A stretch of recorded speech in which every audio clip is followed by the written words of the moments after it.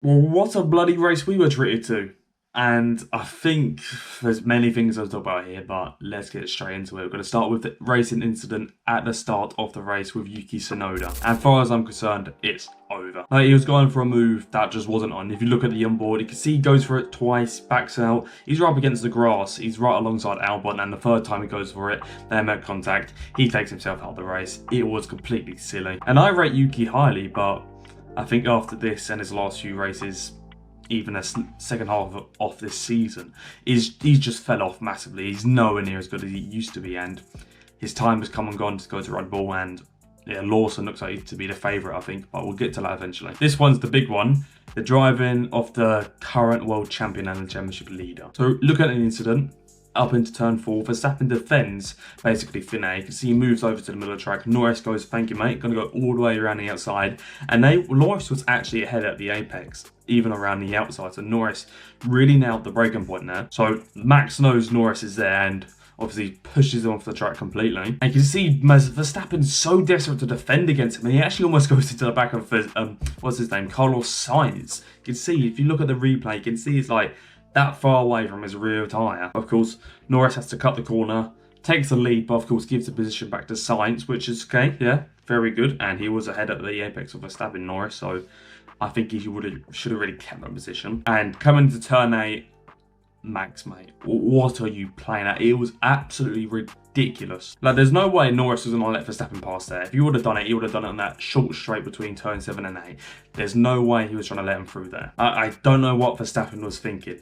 There was simply no opportunity. He wasn't alongside him. His rear wing was even nowhere near his rear tyre. It was behind him, then pulled out, went for a stupid lunge. And I think he actually deserves a more severe penalty for that, as he almost took himself and Norris out of the race. If Norris didn't see it coming, then they both would have been out on the spot. I think it deserved a drive-through instead of 10 seconds, personally. Like, if you compared that lunge to Sainz's lunge at the first corner, Carlos Sainz, it was in a place, end of a straight, he was gaining, he had the DRS, it was coming. And turn 8 isn't the place to do that.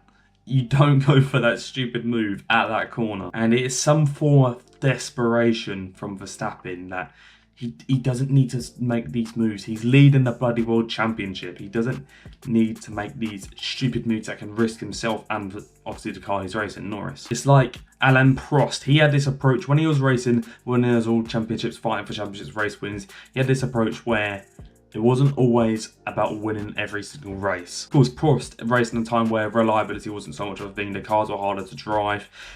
It was more likely you'd DNF or wouldn't finish the race or score points. Prost's idea was to just stay consistent. Instead of pushing for the win, why say sitting in third, say no, let's take third.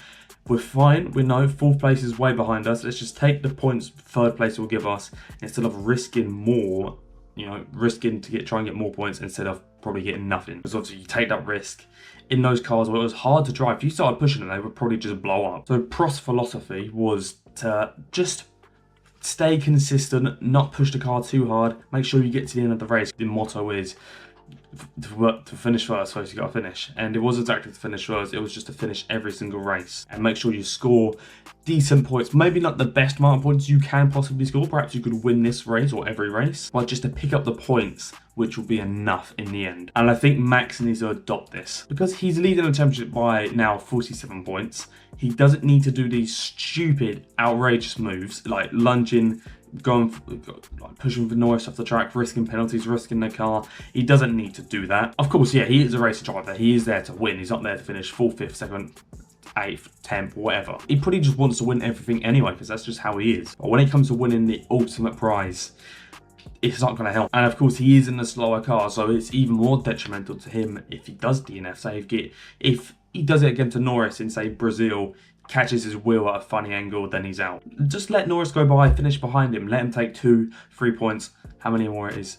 Let him take them points off you. At the end of the day, he still have 45-point lead in the championship. And I think this is not just because Norris has passed them and Max wants to win. I think there's something deeper going on within Red Bull and Verstappen. They know something else that is, not just because McLaren are quicker, they do have that big point gap. And if Red Bull could just finish in the top 5 don't crash anything, don't take any risks, then there you go, they'll be fine, they'll win the championship. I'm thinking it's something to do with power unit or the amount of engine allocations they have. As obviously in Austin, Verstappen had engine issues in practice, and then came up again, but he missed out basically all of all of Friday even. Because he had no running, he did 14 laps. So he didn't have any race pace running. They had to fix the engine issue, so they didn't have time to set the car up, find out what the car's going to handle with the hard tyres, race strategy. So what? There's something within their team. Maybe they have to take a grid penalty, and he's just a bit worried about it, and it's just playing on his mind a little bit. There's something internally definitely going on. But enough about Verstappen. Let's move on to Liam Lawson. And I believe Lawson knows he can get that Red Bull seat. He can take Checo's job, and I think it can happen as soon as next year. I did say last time in the last video that he wouldn't that wouldn't happen, but I'm seeing it now. Like Perez, he was bad last year, but this year is just like a Luca Badava performance. You know, Lawson showing that he can be a bit aggressive and get his elbows out very much so, and not just going to be submissive to the guy who's trying to put him in his place. But I wouldn't say crashing into the car that you want to be in is exactly the best move. Because he wants to be impressing the guys who built the car, the team, Red Bull,